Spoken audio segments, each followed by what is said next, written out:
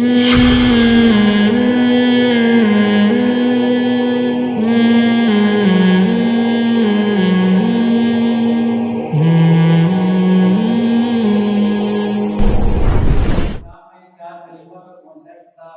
کے بعد بہت ساری سلطنتیں قائم ہوئی اور اختتام کو بھی پہنچی اور آج بھی مسلمان پوری طاقت کے ساتھ دنیا میں موجود ہیں جی. لیکن سر ان خلافتوں کے اندر لیڈرشپ کے لیے کرسی کے لیے جو ہے نا بادشاہوں نے اپنے بیٹوں کو قتل بھی کیا اور اپنے اور بھی دیگر رشتہ داروں کے ساتھ زیادتی کی. تو سر سیرت نبوی لیڈر کے چناؤ میں کیا کہتی ہے اور لیڈر کی جب قدرت ختم ہو جائے اس کے بعد کیا کنسیپٹ ہے سیرت نبوی کا؟ جی ماشاءاللہ بہت ہی اچھا سوال ہے، خاندانی سوال جسے کہتے ہیں. دیکھیں مجھ سے بہت سے لوگ یہ سوال پوچھتے ہیں کہ جمہوری طرز حکومت کیسا ہے، جائز ہے ناجائز ہے، بادشاہی طرز حکومت ہے اسلام میں یا کیا طرز حکومت ہے؟ دیکھیں اسلام کہتا ہے آم کھاؤ پیڑ گننے سے مطلب نہ رکھو. تو یہ پہلے تو سمجھ لیں. ہم نبی کی سیرت میں کیا دیکھتے ہیں، آپ صلی اللہ علیہ وسلم نے اپنی زندگی میں ایسے اشارے دے دیے جن سے آپ صلی اللہ علیہ وسلم کا ہمیں پتہ چل گیا کہ آپ اپنا جانشین کس کو بنانا چاہتے ہیں، حضرت ابو بکر رضی اللہ تعالیٰ عنہ، جو اپنے مسلح پہ کھڑا کیا ان کو آخر وقت میں. حضرت ابو بکر سے نبی صلی اللہ علیہ وسلم کی کوئی ایسی رشتہ داری نہیں تھی کہ باپ کی جگہ بیٹا آئے یا بیٹی آئے، ایسا نہیں تھا، بلکہ آپ نے یہ دیکھا رشتہ داری تو تھی لیکن آپ نے دیکھا کہ ابو بکر سے زیادہ بہترین لیڈر اس قوم کے لیے میرے بعد کوئی ہو نہیں سکتا. یعنی میرٹ کی بیس پہ آپ صلی اللہ علیہ وسلم نے ان کو اپنا جانشین بنایا. اور آپ کو یہ بھی معلوم تھا کہ مسلمان بھی ابو بکر ہی کو پسند کریں گے. لیڈر میں ایسا بھی ہونا چاہیے کہ پبلک چاہتی کیا ہے. ایک اچھا آدمی آ گیا لیکن کوئی اس کو ایکسیپٹ ہی نہیں کر رہا تو وہ کامیاب حکمران ہو نہیں سکتا، وہ چاہے وہ کتنا اچھا ہو. تو آپ نے یہ بھی دیکھا کہ پبلک بھی یہ چاہتی ہے کہ ابو بکر آئیں، اور ابو بکر سے بہتر کوئی ہے بھی نہیں.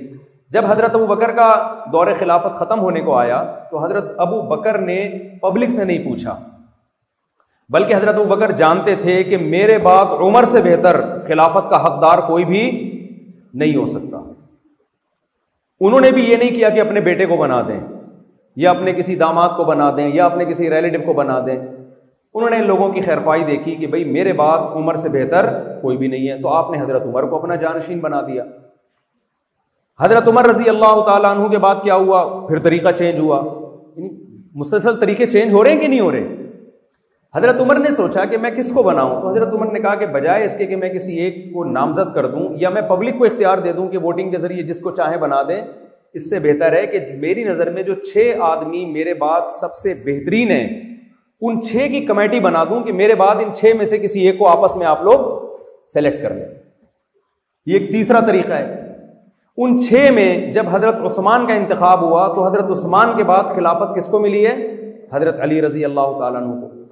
یہ چاروں خلفاء کی آپ اگر سیرت دیکھتے ہیں تو ہمیں صاف پتہ چلتا ہے کہ فوکس اس کو کیا جا رہا ہے کہ پبلک کا اور قوم کا فائدہ کس میں ہے. جہاں جمہوریت میں فائدہ نظر آیا وہاں جمہوریت کو ترجیح دی گئی. جہاں یہ نظر آیا کہ بادشاہ یا خلیفہ خود سے کسی کو پہلے سے سلیکٹ کر کے مسلط کر دے کہ بھئی آپ یہ آپشنل نہیں ہے، میرے بعد اسی نے ہونا ہے، تو وہاں وہ طریقہ اختیار کیا گیا. تو اسلام میں حکومت کرنے کا کوئی خاص طریقہ نہیں ہے. جو جس زمانے میں سوٹیبل ہو، قوم کے لیے اس میں فائدہ زیادہ ہو، اسی طریقے کو اختیار کیا جائے گا. یہ تو ایک بات ہو گئی. دوسری بات، اسلام میں ایک اور بھی ہدایت ہے اس بارے میں کہ طریقہ تو وہ اختیار کیا جائے گا جو لوگوں کے لیے بہتر ہو، لیکن غلط طریقہ اگر کسی قوم نے اختیار کر لیا اور غلط طریقے سے اگر کوئی بادشاہ یا سلطان بن گیا یا حاکم بن گیا تو پھر کیا کرنا ہے. پھر نبی صلی اللہ علیہ وسلم کی صحیح بخاری صحیح مسلم کی واضح احادیث ہیں، اسمعوا واطیعوا ولو سلط علیکم رجل حبشی کأن رأسہ ذبیبہ. صحیح بخاری کی حدیث. آپ صلی اللہ علیہ وسلم نے فرمایا اگر تم پر کوئی حاکم مسلط ہو جائے، مسلط کا مطلب الیکشن نہیں ہوئے، لوگوں نے اس کو پسند نہیں کیا، طاقت کے بل بوتے پر زور زبردستی کسی طرح سے وہ تمہارا بادشاہ بن گیا اور وہ ہے بھی نااہل. کیسے نااہل ہے؟ آپ نے فرمایا وہ حبشی غلام ہے اور اس کا سر کشمش کی طرح پچکا ہوا، یعنی پرسنالٹی بھی ایسی نہیں ہے کہ لوگ فخر کریں جی یہ ہمارے صدر مملکت ہیں، یہ ہمارے وزیر اعظم. پرسنالٹی بھی اس کی نہیں ہے. لیکن آپ نے فرمایا جب بن گیا نا تو پھر اس کو ہٹانا نہیں ہے، بلکہ اسمعوا واطیعوا، اس کی اطاعت کرنی ہے اور اس کو فالو کرنا ہے. وجہ کیا ہے کہ اسلام کنٹری کے اندر خون خرابہ دیکھنا پسند بولیں نہیں کرتا, بغاوت کو پسند نہیں کرتا. بعض دفعہ ایک کام غلط ہوتا ہے نا, ہو گیا غلط, اب اس غلط کو صحیح کریں گے تو اور زیادہ غلط ہو جائے گا. غلط کو اگر آپ صحیح کرنے کی کوشش کریں گے نا تو وہ اور غلط. جو ہمارے ملک میں جو جمہوری طرز حکومت چل رہا ہے, رائے کا اختلاف ہو سکتا ہے, میری رائے میں یہ طریقہ ٹھیک نہیں ہے, کیونکہ اس میں ایک ایجوکیٹڈ آدمی کے ووٹ کی بھی وہی ویلیو ہے جو ایک جاہل آدمی کے ووٹ کی ویلیو ہے. تو ظاہر ہے ہمارے ملک میں آپ بتائیں ایجوکیٹڈ لوگ زیادہ ہیں یا ان ایجوکیٹڈ لوگ زیادہ ہیں؟ تو غیر پڑھے لکھے لوگ زیادہ ہیں. تو عام طور پر سلیکشن صحیح لوگوں کی نہیں ہوتی. تو میں اس طریقے کا قائل نہیں ہوں جو ہمارے کنٹری میں چل رہا ہے.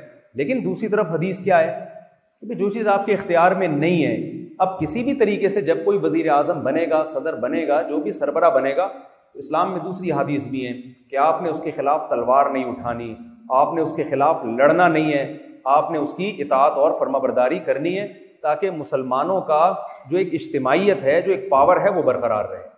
علامہ ابن تیمیہ رحمۃ اللہ نے یہ بات لکھی ہے کہ اسلامی تاریخ میں حاکم وقت کے خلاف جب بھی تلوار اٹھی ہے, اس سے اسلام کو کبھی بھی فائدہ نہیں ہوا, ہمیشہ اسلام کو نقصان ہوا ہے. تو یہ بات نوجوان طبقے میں بتائی جاتی ہے کہ جمہوریت ٹھیک نہیں ہے, یہ طرز حکومت ٹھیک نہیں ہے, لیکن اس سے مقاصد بڑے خطرناک ہوتے ہیں. مقاصد کیا ہوتے ہیں کہ آپ ریاست کے خلاف نوجوانوں کو ورغلائیں اور ریاست کمزور ہو جائے. میرے پاس ایک دفعہ کسی کا فون آیا کہ مفتی صاحب پاکستان میں ایسے ایسے حکمران ہیں, ایسے غیر شرعی قوانین ہیں بہت سارے, آپ ریاست کے خلاف لوگوں کو اٹھاتے کیوں نہیں ہو؟ میں نے کہا دیکھیں پاکستان کی مثال ایسے ہے کہ ایک درخت پہ پھل لگا ہوا ہے, آپ اس پھل کو توڑ رہے ہیں, ٹوکرا نیچے کوئی اور رکھ کے بیٹھا ہوا ہے. تو اس وقت ہمارے کنٹری کی بہت بڑی ویلیو ہے دنیا میں. آپ کو میں یقین کے ساتھ کہہ سکتا ہوں آج اگر مکہ مدینہ محفوظ ہے تو قسم اٹھا کے حلف اٹھا کے کہا جا سکتا ہے کہ وہ پاکستان کی فورسز کی وجہ سے اور پاکستان کی وجہ سے محفوظ ہے وہ, کیونکہ عربوں کے پاس کوئی ایسی پاور نہیں ہے جو حرمین کو بچا سکے. وہ ہماری طرف ہی نظر اٹھا کے دیکھتے ہیں کہ ایٹمی پاور ہی ہے. عراق کو انہوں نے سائڈ پہ لگا دیا, لیبیا کو تباہ و برباد کر دیا, ان کا اگلا نمبر پاکستان تھا. تو اگر ہمارا کنٹری اسٹیبل نہیں ہوگا, ہمارے ہاں اس طرح کی کاروائیاں شروع ہوں گی اور حکومت کے خلاف مظاہرے اور بغاوتیں اور جو ہمارے ملک میں ہوتا رہا ہے, امن نہیں ہوگا, تو اس سے اسلام کو فائدہ نہیں ہوگا, اس سے اسلام کو نقصان ہوگا. تو طرز حکومت کیا ہونا چاہیے, اس میں تو دو رائے ہو سکتی ہیں, اسلام کی بھی ہدایات ہیں, لیکن اگر وہ طرز حکومت صحیح نہیں اختیار کیا جا رہا تو آپ کو ریاست کے خلاف کھڑے ہونے کی قطعاً اسلام اجازت نہیں دیتا.